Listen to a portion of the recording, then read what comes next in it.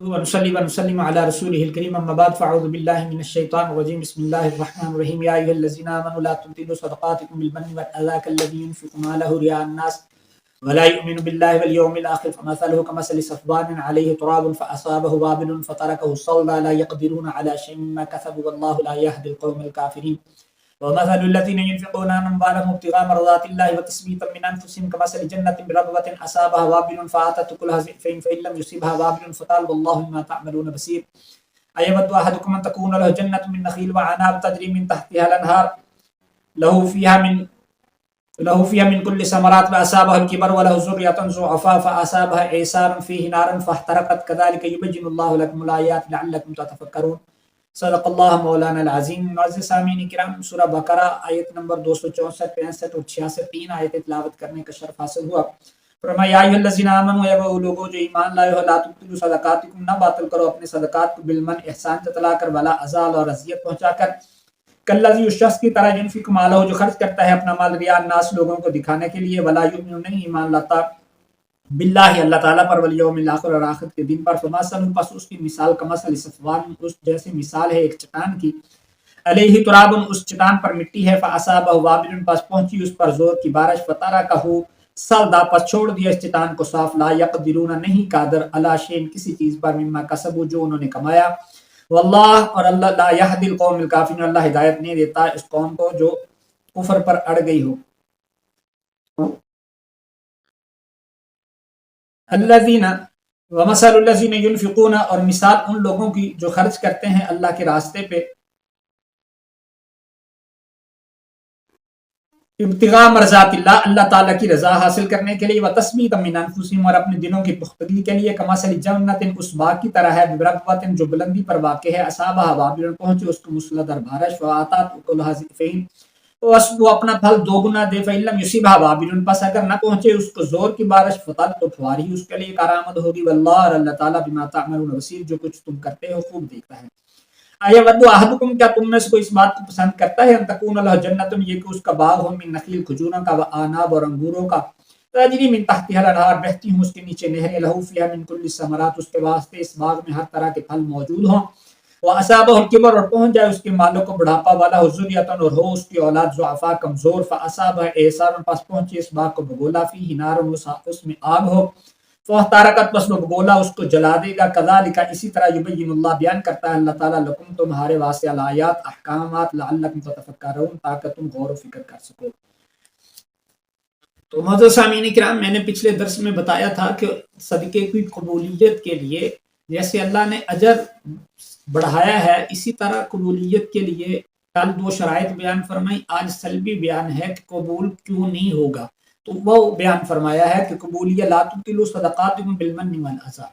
اپنے صدقہ کو باطل نہ کرو، ضائع نہ کرو کسی کو تکلیف پہنچا کر یا احسان جتلا کر، یعنی کسی کو آج اس کو پیسے دیے کہ اس پر احسان کیا تو پھر اس کو 10 سال 6 ماہ 10 سال 100 سال بعد بھی جتلایا تو وہ عمل ضائع ہو گیا۔ احسان یعنی کسی کو پر خرچ کرنا پھر اس کو جتلانا، اس سے صدقہ باطل ہو جاتا ہے، یا اس کو کوئی تکلیف پہنچائی اپنی زبان سے یا ہاتھ سے، اس وجہ سے کہ آپ نے اس پر کل احسان کیا تھا تو یہ اس سے بھی صدقہ باطل ہو جاتا ہے۔ تو صدقے کی ضائع کرنے کے لیے دو چیزیں ہیں، ایک ہے بالمن اور ایک ہے عزا احسان جتلانا اور تکلیف، اس سے صدقہ ختم ہو جاتا ہے۔ اور تیسری چیز ہے کالذی ينفق مالہ رئاء الناس، تیسری چیز ہے مال ریاکاری کے لیے خرچ کرنا، لوگوں کو دکھلانے کے لیے خرچ کرنا، اس کو حدیث شریف میں شرک اصغر کہا گیا ہے۔ قیامت میں اس کو کوئی اجر نہیں ملے گا، اللہ قیامت میں اسے فرمائیں گے جب یہ کہے گا میں نے خرچ کیا، صدقہ کیا، یہ میں نے دیا، میں نے یہ دیا، تو اللہ فرمائیں گے جن کے لیے دیا تھا، جن کو دکھلانے کے لیے دیا تھا اس سے جا کے اجر لے لے، میرے لیے تو نے کیا ہی نہیں، مجھے دکھلانے کے لیے کیا ہی نہیں ہے، تو جن کو دکھلانے کے لیے جن کے لیے کیا تھا ان سے جا کے لے لے۔ انا اغنی الشرکاء، میں تو شریکوں سے پاک ہوں، میرا کوئی ہمسر نہیں ہے، تم نے وہاں میرے شریک بنائے، یہ نہیں، یہ میرا حق تھا کہ مجھے دکھلانے کے لیے، مجھے خوش کرنے کے لیے کرتا، تو نے یہ میرا حق دوسروں میں بانٹا، دوسروں کو خوش کرنے کے لیے کیا، پھر آپ بدلہ بھی اسی سے جا کے لے لے۔ ولا یؤمن باللہ والیوم الاخر، یہ لوگ اللہ پر اور آخرت پر یقین نہیں رکھتے ہیں۔ اگر آخرت اور اللہ پر یقین رکھیں تو پھر نہ احسان جتلائیں، نہ کسی کو تکلیف دیں صدقے کے بعد، اور نہ لوگوں کو دکھلانے کے لیے ایسے کریں۔ اب اس کی مثال، ریاکار کی مثال اللہ فرماتے ہیں ایسے ہے کہ جیسے ایک چٹان پر مٹی کی تہ جم گئی، اب مٹی کی تہ جمی، لوگ کسی نے اس میں بیج ڈال دیا، اب اس میں کہاں سے مٹی سمجھ کر بیج ڈالا تو وہ کہاں سے اگے گا؟ وہ تو ایسے ہے جیسے تیز بارش آئی، وہ مٹی کو بہا کے لے گئی چٹیل میدان، وہ نیچے وہ چٹان نکل آئی، اب کہاں بیج ہے؟ تو اسی طرح یہ جو اللہ کے راستے میں دکھلاوے کے لیے خرچ کرتا ہے وہ اسی طرح ہے جیسے وہ طے کے اوپر مٹی، جیسے اس نے یہ بیج ڈال دیا مٹی سمجھ کر، اب بارش آئی تو وہ ختم ہو گیا۔ اسی طرح جس نے دکھلا کے اللہ کی رضا کے لیے نہیں، دکھلاوے کے لیے خرچ کیا، تو وہ خرچ چکے دکھلاوے کے لیے کیا تھا، تو وہ جب اخلاص ہے ہی نہیں، وہ محشر میں کسی کام میں آئیں گے نہیں، وہ تو ہوا پانی اس کو بہا کے لے جائے گا۔ ہاں، جس نے جو ہے اللہ کی رضا کے لیے خرچ کیا ہے اس کی مثال اللہ فرماتے ہیں ایسے ہے کہ جس کا باغ کسی اچھی سرسبز یعنی ایسی خوبصورت زمین میں ہو جو اونچی ہو، جہاں پر بارش برسے اور وہاں پانی ٹھہر جائے اور وہ خوب سیراب ہو، یا وہ ایسی کہ اس کو تیز بارش نہ بھی ہو، تھوڑی سی فوار یعنی اوس، یہ اوس ہی اس پر شبنم ہی پڑے تو اس سے وہ سبزہ لے آئے۔ یہ ہے جو اللہ کے راستے میں اللہ کی رضا کے لیے خرچ کرتے ہیں، ان کی مثال ہے کہ اس کے بعد اللہ اس کو ایسے اجر ایسے عطا فرماتے ہیں فراوانیاں، تو پھر اس کا باغ وہ یعنی یہ مال اس کو ایسے اللہ بڑھاتے ہیں اپنے راستے میں جو اللہ کی رضا کے لیے کرتا ہے، جیسے دنیا میں باغ جو ہے وہ ایسی جگہ پر ہو جو پھل خوب لاتا ہو، بارش وہاں نہ بھی پہنچی تو تھوڑی سی اوس پڑی تو یہ ایسی سرسبز و شاداب زمین پر،